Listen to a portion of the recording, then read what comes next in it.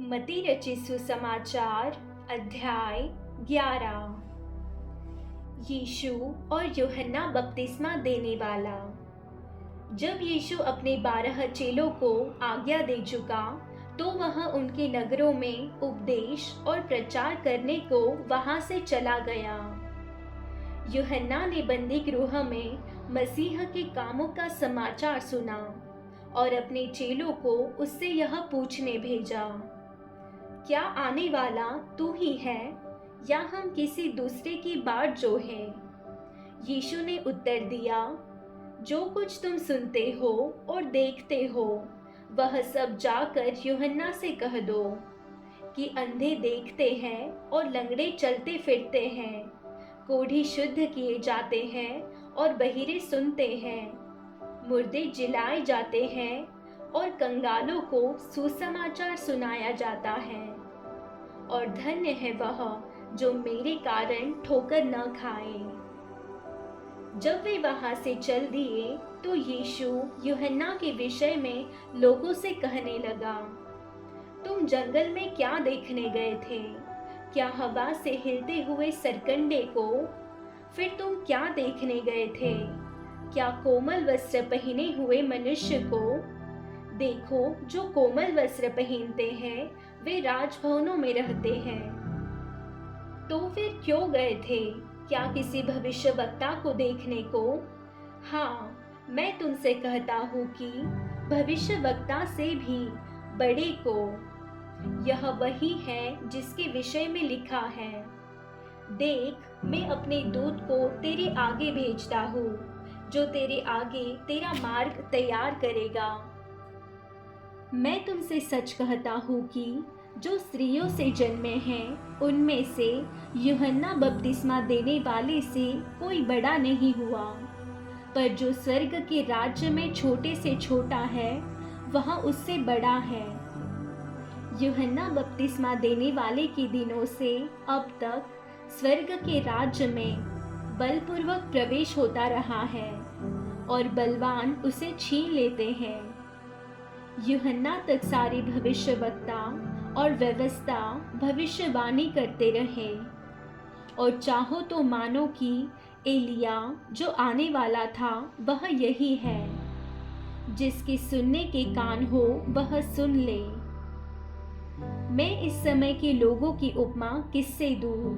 वे उन बालकों के समान हैं जो बाजारों में बैठे हुए एक दूसरे से पुकार कर कहते हैं, हमने तुम्हारे लिए बांसुरी बजाई और तुम न नाचे, हमने विलाप किया और तुमने छाती नहीं पीटी। क्योंकि यूहन्ना न खाता आया और न पीता, और वे कहते हैं उसमें दुष्टात्मा है।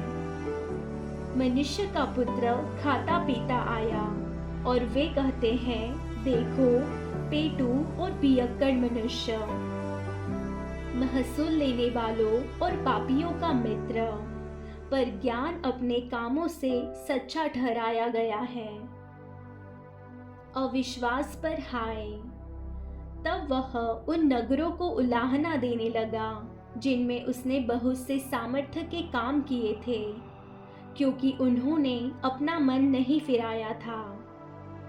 हाय खुराजीन, हाय बैतसैदा, जो सामर्थ्य के काम तुम में किए गए यदि वे सूर और सैदा में किए जाते तो टाट ओढ़कर और राख में बैठकर वे कब के मन फिरा लेते। परंतु मैं तुमसे कहता हूँ कि न्याय के दिन तुम्हारी दशा से सूर और सैदा की दशा अधिक सहने योग्य होगी। हे कफरनहूम, क्या तू स्वर्ग तक ऊंचा किया जाएगा? तू तो अधोलोक तक नीचे जाएगा। जो सामर्थ्य के काम तुझ में किए गए हैं यदि सदोम में किए जाते तो वह आज तक बना रहता। पर मैं तुमसे कहता हूँ कि न्याय के दिन तेरी दशा से सदोम की दशा अधिक सहने योग्य होगी। बोझ से दबे लोगों के लिए विश्राम। उसी समय यीशु ने कहा, हे पिता, स्वर्ग और पृथ्वी के प्रभु, मैं तेरा धन्यवाद करता हूँ कि तूने इन बातों को ज्ञानियों और समझदारों से छिपा रखा और बालकों पर प्रकट किया है। हाँ, हे पिता, क्योंकि तुझे यही अच्छा लगा।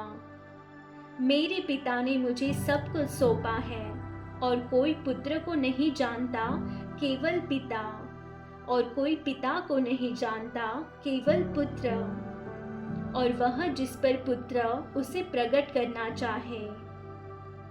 हे सब परिश्रम करने वालों और बोझ से दबे हुए लोगों, मेरे पास आओ, मैं तुम्हें विश्राम दूंगा। मेरा जुआ अपने ऊपर उठा लो और मुझसे सीखो, क्योंकि मैं नम्र और मन में दीन हूँ, और तुम अपने मन में विश्राम पाओगे, क्योंकि मेरा जुआ सहज और मेरा बोझ हल्का है। आमीन।